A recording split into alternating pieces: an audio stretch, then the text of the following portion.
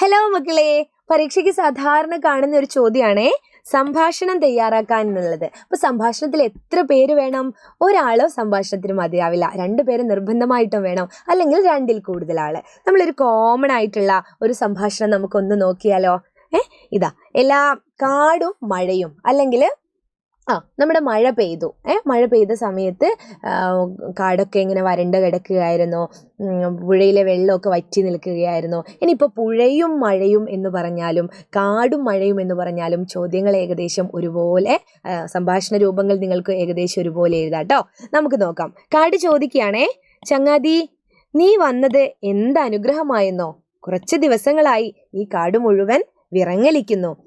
നിങ്ങളുടെ അവസ്ഥ ഞാൻ കാണുന്നുണ്ടായിരുന്നു. മഴമേഘങ്ങൾ വരാതെ എനിക്ക് വരാൻ കഴിയില്ലല്ലോ സുഹൃത്തെ. കാട് മുഴുവൻ കത്തിയെരിഞ്ഞേനെ. എൻ്റെ മക്കളെല്ലാം കാട്ടുതീയിൽ വെന്തു മരിക്കുന്നത് കണ്ട് ഞാനും ഇല്ലാതായേനെ. മനുഷ്യർ തീയിട്ടതാണല്ലേ എന്ന് മഴ ചോദിക്കുകയാണ്. അപ്പോൾ കാട് പറയാണ്, ഒരൊറ്റ മനുഷ്യർ കാലുകുത്താത്ത ഇടമായിരുന്നു ഇവിടെ. അതുകൊണ്ട് തന്നെ പക്ഷികളുടെയും മൃഗങ്ങളുടെയും സ്വർഗമായിരുന്നു മഴ. നിങ്ങളുടെ ആ സന്തോഷം വീണ്ടെടുക്കാനല്ലേ പല നാടും കാടും താണ്ടി ഞാൻ എത്തിയത്. അപ്പൊ കാട് പറയാണ്, ഒരുപാട് സന്തോഷം സുഹൃത്തെ. പ്രകൃതി ഞങ്ങളുടെ പ്രാർത്ഥന കേട്ടു.